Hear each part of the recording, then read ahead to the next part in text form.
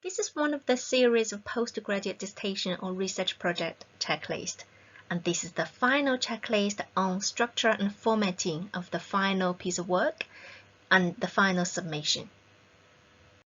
Structure and formatting of a postgraduate dissertation or research project is marked.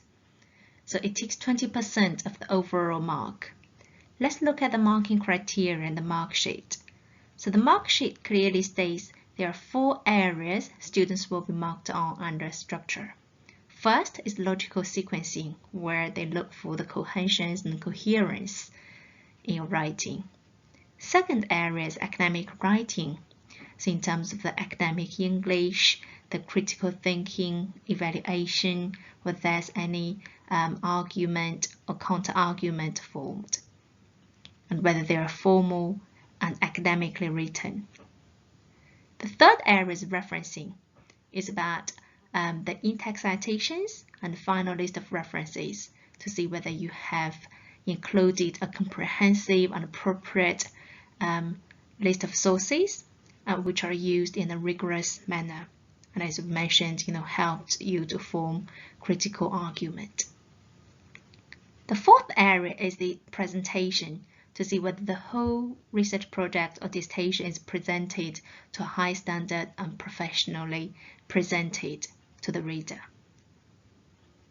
If you look into the marking criteria stated on the left, and it's very much shed light in these 4 areas. So for outstanding structure, students required to outstandingly written in a very clear and concise manner with no errors of syntax or expression. Presents an outstandingly well-structured argument which flows very smoothly and coherently to a logical conclusion. The work is presented to a super professional standard. Harvard referencing is used in a very comprehensive, appropriate, and rigorous manner. So first of all, you must check that you have presented your final postgraduate dissertation or research project in line with the required structure and formatting. As the most updated postgraduate dissertation or research project handbook stated, students are encouraged to follow the structure as per suggested. So for example, on the right-hand side, it indicates there are 14 items students must include in a complete research project or dissertation. So first 2, the cover page and title page has templates in the appendices. Students must utilize that. And number 3, number 4, acknowledgement executive summary, which students must write at the very end after they completed the main body of the research. And 5 and 6, table of contents and list of figures tables can be automatically generated using the Word document.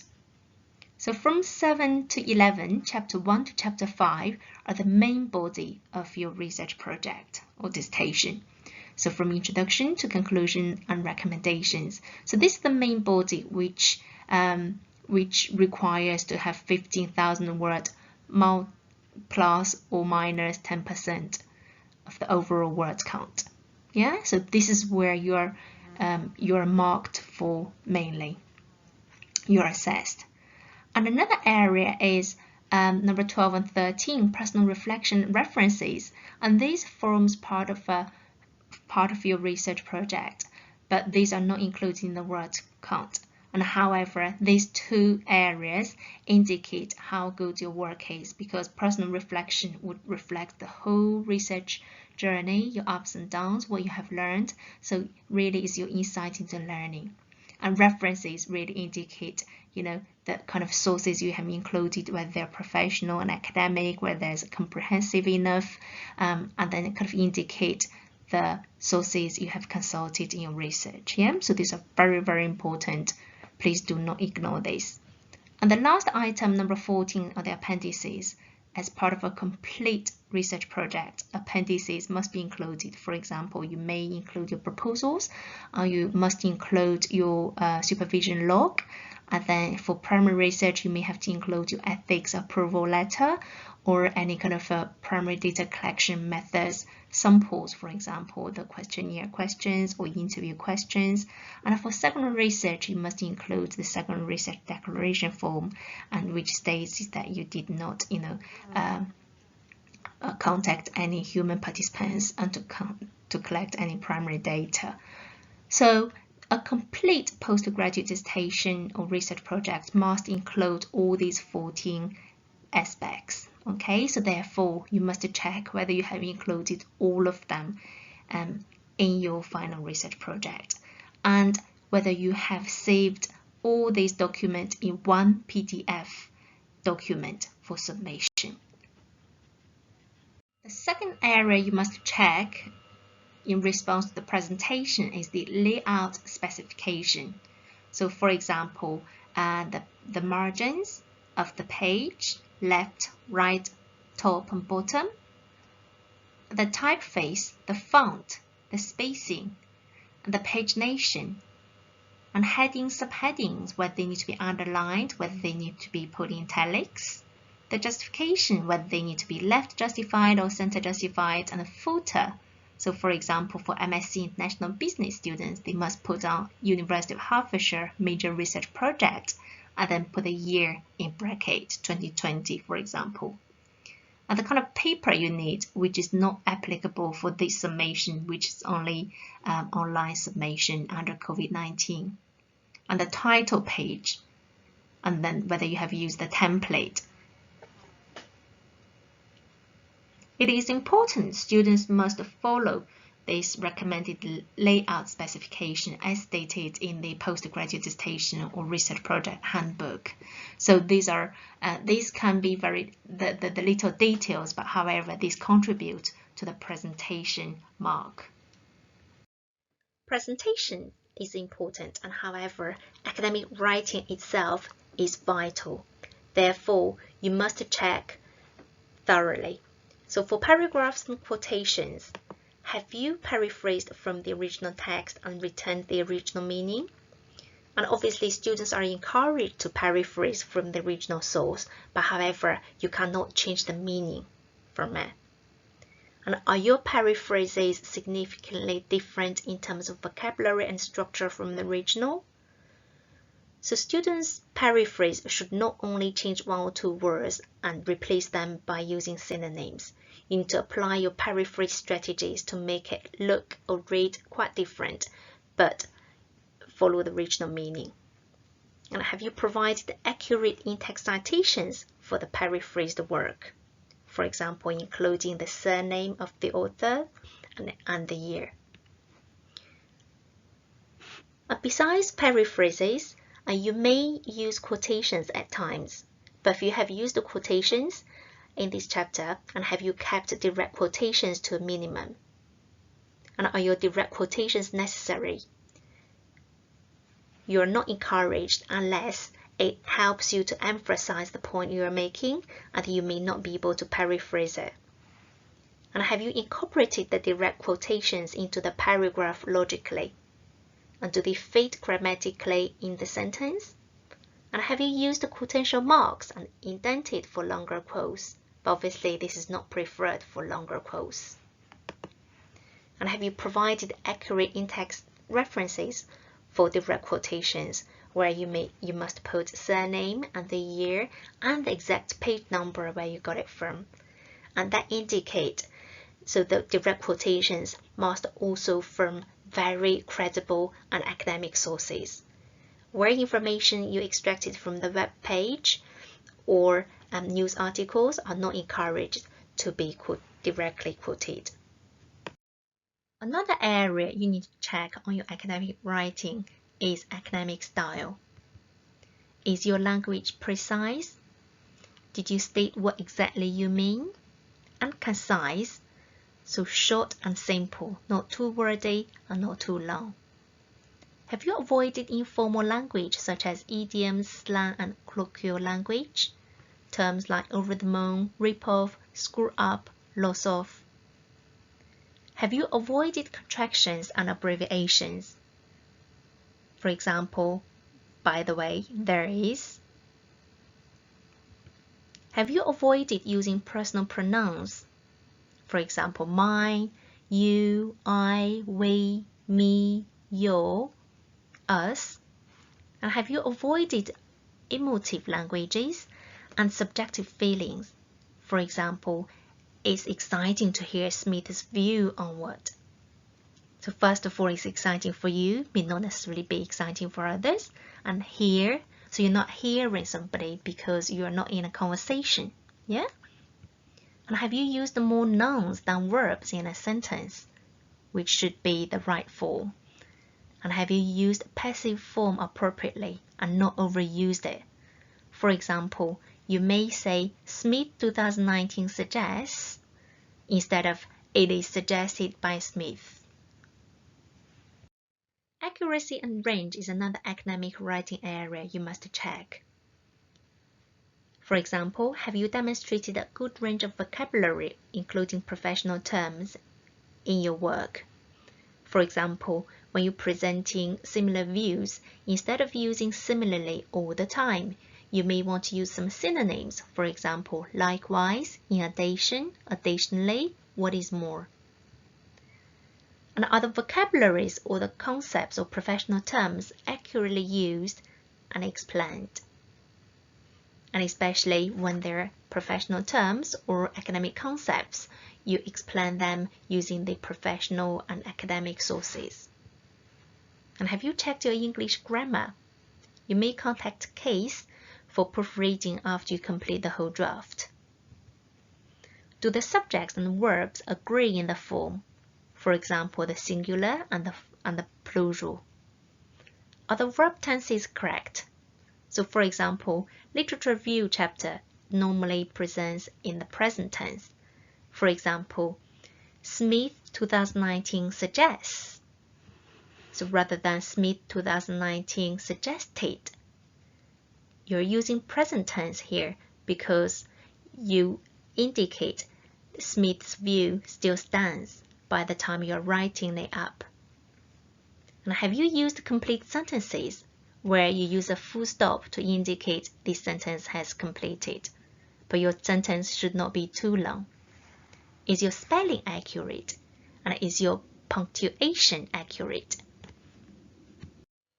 Another section you're going to be marked on is logical sequencing, which is also known as coherence and cohesion. Are your paragraphs a suitable length focusing on one main idea? And as Case academic writing suggests, each paragraph should follow a PEEL structure. You have a point and supported by evidence and examples, which all should be referenced, and evaluation followed whenever necessary, and then you link it up at the very end of the paragraph. Have you created clear logical topic sentences in each paragraph? And have you used linking words or signposts to join some sentences and the ideas together?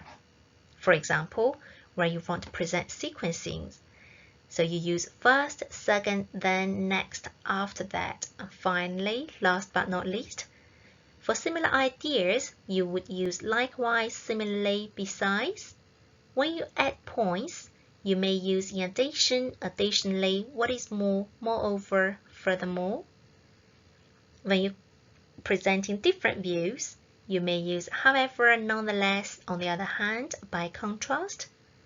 When you include examples, you can use for example, for instance, namely, such as showing results using therefore, hence, thus, consequently, that implies, thereby.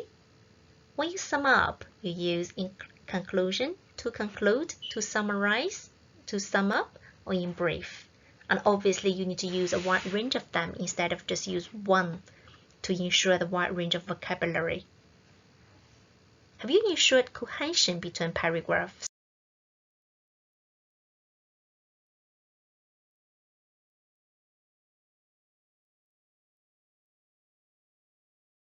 Referencing is another very important area that is going to be marked in your final postgraduate dissertation and or research project.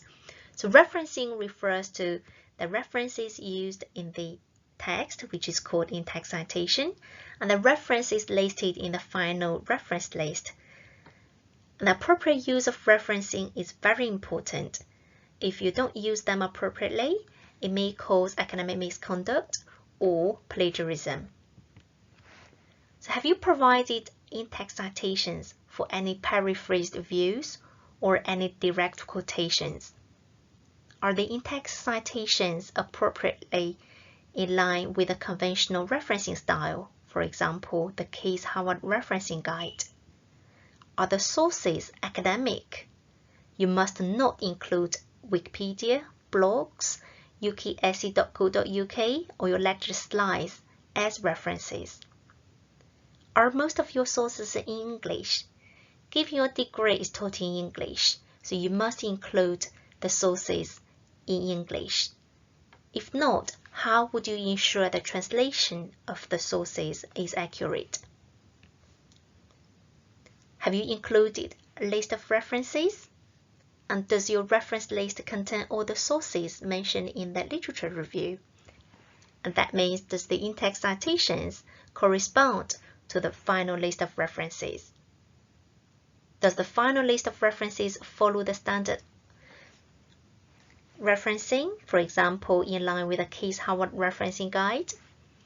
Is the list in alphabetic order according to the surname or organizational name, and not presented in a numbered bullet points, or separate them according to sources, books, journals, or websites?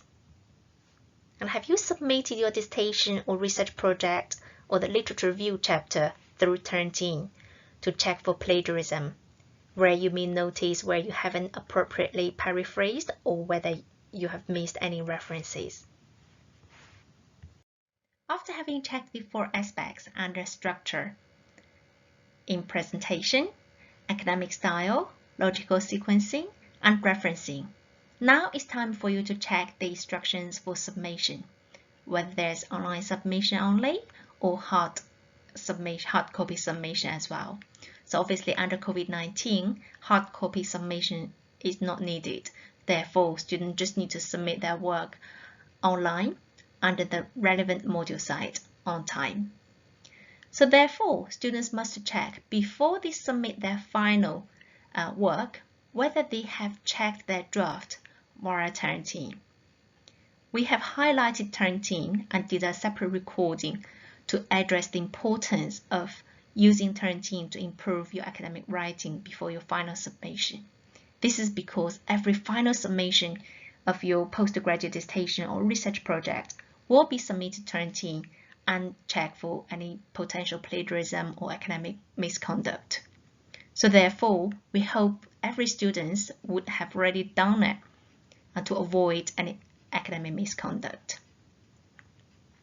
And you have to check whether you have saved all the relevant parts of the work in one single PDF document. Not Word document, because sometimes when you open Word document using different computers or devices, they may present differently. But PDF would be the most ideal document because the formatting would not change in any documents, in any machinery. And have you submitted the e-copy to the right and relevant module site under the right submission? Okay, and sometimes module leader might set up a few submissions, for example, draft submission Turnitin, and there's final submission, and there's another submission which applies to students who's been given extensions. So you must make sure you have submitted your work under the relevant submission portal. Otherwise, your supervisor would not be able to find a submission, and which might be regarded as non-submission, where students will be given a 0. Okay, and have you submitted on time? It's very important students manage their time well, okay, because any late submission will be penalized. So as students might have already known by this point of time, so if students submit that work up to a week late, the work will be graded to 50 as a maximum, as a pass for postgrad, okay, but obviously that's based on if it's a pass standard. If it were meant to be 60 or 70, but because of late submission, the penalty will apply. Okay, and if students submit more than a week late, that work will be not be marked, and obviously students will get a fail automatically. So therefore, if students are not able to submit their work on time, so they have to check whether they have applied for 2 weeks extension or they have applied for serious adverse circumstances to defer their submission to the next available submission point. Okay, and they have to inform their supervisor and module leader for any extensions required, either it's kind of 1 or 2 weeks or a SEC application for deferral. And then the supervisor and module leader will make a note on their record, so they won't expect your submission. Okay. And finally, have you checked the handbook appendices and understand what's next after your submission? It is important, obviously, you understand what's next after your submission so you can plan ahead with your career. Well done for those students who have managed to submit that work on time. And then now let's look at what's next after summation. As the flowchart appears in the Handbook Appendix 11 demonstrated, for students submitting their work in September 2020, they will be able to see their results by the end of October 2020 on their student record. And then it has three flowcharts, and the green part in the middle indicate those students who pass this postgraduate dissertation or research project in the first attempt, which is well done. So if they have obtained a 50 above, they have passed, and they are likely to get their final transcript sometime in November. So previously, students can come into the school to collect them in person, but nowadays, due to COVID-19, all the transcripts will be posted to the student's home address as noted on their student record by the admin team. So therefore, students must ensure their home address are updated and their contact details are updated on their student record at all times. Yeah. So transcripts are managed by the school, but the degree award is managed by the university's exams and award office. So the award office would normally post the student's degree certificate after the transcripts are published, sometimes in November or December. So normally if students come in to attend their graduation ceremony in November, so will be the time they probably have already received their degree award certificate. So normally in a similar way, degree award will not be given to students at the graduation ceremony, but will be posted to students to their home address as noted on their student record. However, there's always minority number of students will fail their work. If they get a mark between 20 or 49, students get a referral in their postgraduate dissertation or research project. That means students will be given another opportunity to improve on their work and following the supervisor's guidance, support and feedback, and to improve it and submit it at the next available submission point, which is April 2021. So the results will be published in June, and then if student pass, well done, but it's likely to be capped at 50 to calculate their final degree classification. But students are still encouraged to work really hard and then to improve it to a high standard, because the final mark will still be recorded on their transcript. So for example, if students get a 75 in their second attempt, in their referral 75 will be noted on the student record. It just 50, kept the 50 will be used to calculate the degree award.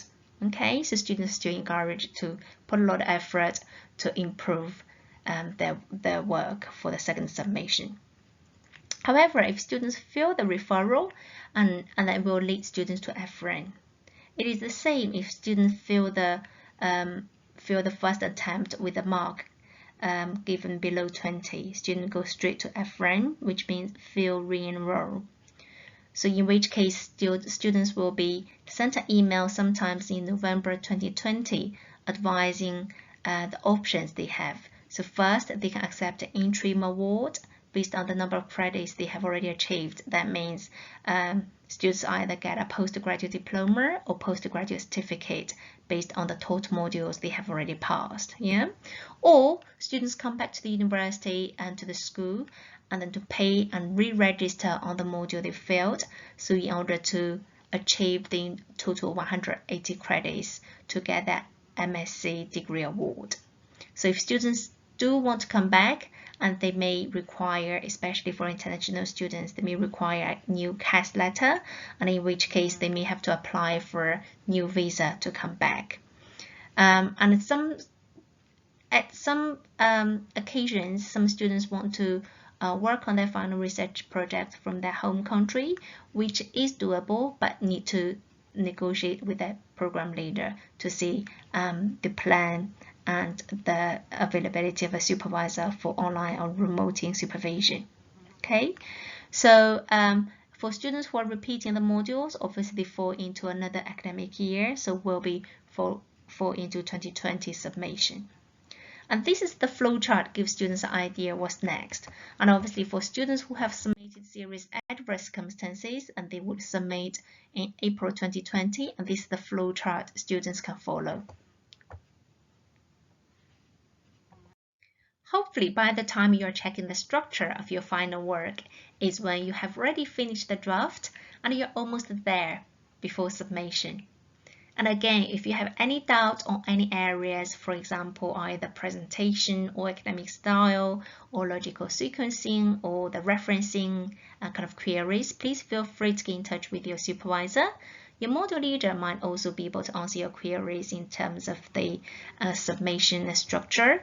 Module site always have the most updated and relevant handbook, which you can refer to in terms of structure formatting and layout specifications, and also the appendices that you would need to use for front cover page and title page. Okay, please do utilize the module site to find the relevant appendices that you need. Obviously, CASE website would have a dissertations and project section, would also have all these relevant handbooks and flowchart and proofreading services if you ever require. So please feel free to utilize all the support available to you. So I am Dr. Xiangping Susie Du, and if you have any doubts about the slides or what is presented in this presentation, please feel free to get in touch with me. Thank you.